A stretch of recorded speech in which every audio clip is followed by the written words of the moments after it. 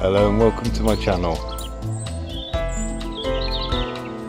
As you can see, it's the middle of winter and perfect time to prune your apple trees and pear trees, of which this is one. So let's give you a little tour. First of all, you've got to know the parts.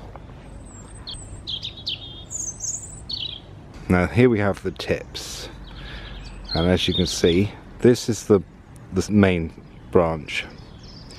Now this stem that comes out here, that's known as the leader, and any stems that come off the side branch are known as laterals. Now the idea, ideally, is to get a goblet shaped tree of either 3 or 5 stems. This one was very difficult to get to that, so this is the best that I've been able to get it to so far.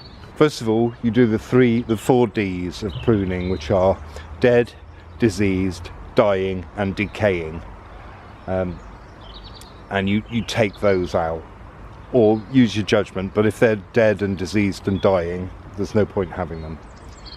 And also any branches that are crossing, because any crossing branches will move together in the wind, hit together and cause damage, which is where disease can get in. You then cut the leaders back to 5 buds from the last growth. Now down here you will see some lines, and then the buds start after then. There's 1, there's 2, there's 3 there, 4. So you would cut to that bud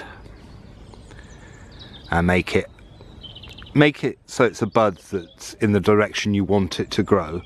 And then on here you go, there's 1 there, 2 and 3. So I would cut to that one, the 4th, because it's an outer facing bud. And you have to use your judgment, but 5 and 3 is a pretty good general guided amount. The other thing you want to do is thin out, like for example here, if you can see all this, that's a bit congested. So what I tend to do is, if I can get rid of a load of congestion with just doing 1 cut, I will do it.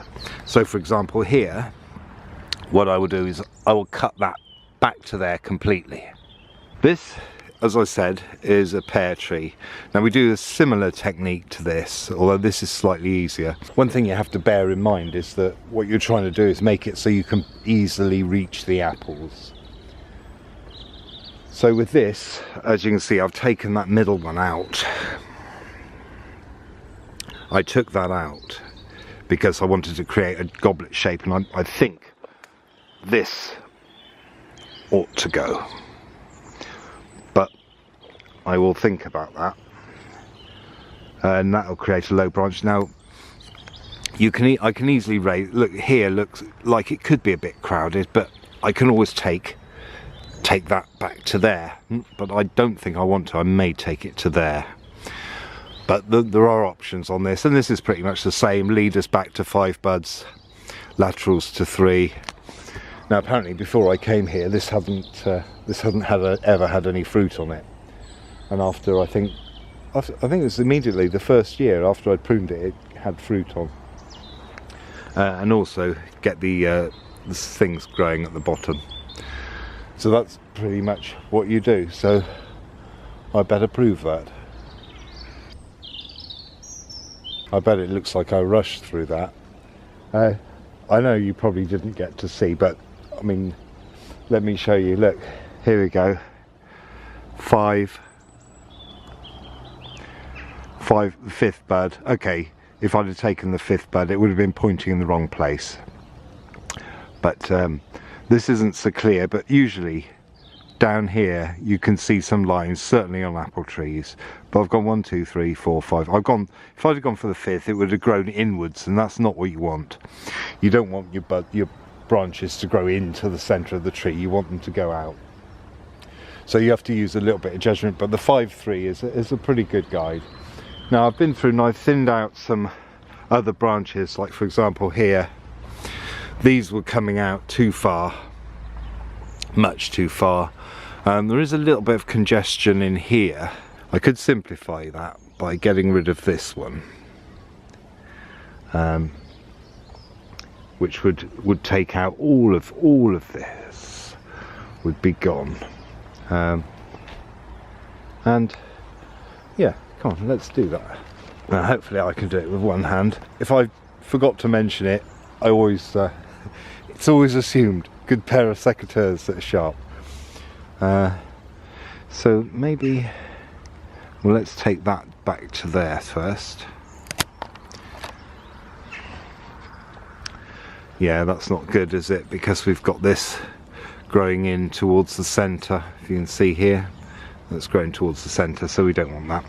So I'm going to cut right up into there. Yeah, that's better. I mean, it is. I am thinking that maybe I should reduce this, but I'm going to leave it for now. When I am tempted to take it back down to here or to there, so I'm not sure. Okay, so the other things that have gone on here, I mean, that's slightly congested, and I could take that out down to there, which if I take it to there, that will get rid of all of this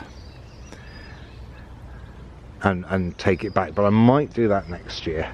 Now the only other thing I've got, and if you can, I don't know if you can see, but it looks quite light through there, and then we have it's a bit congested here, although it's not too bad. I think, because I've taken some off every year, and I think I am, oh, I could take this down to here, couldn't I? Yeah, so we take that back. I mean, basically after you've done the 5-3 and you've thinned out any spurs, spurs on an apple tree, of course. This has some, but they're not quite like apple trees. So these are spurs here. They're the fruiting buds, as I say. So that actually looks better now I've taken that back. So my only other problem here is that this branch, I don't know if I'm trying to get a good angle in here. You can see in here, see that comes down here, that's the main branch, but then that shoots off, and that's kind of the length I want. But this one, which comes down here, that's just going to make an ugly bend. As it's for you, I think I'm going to go for it.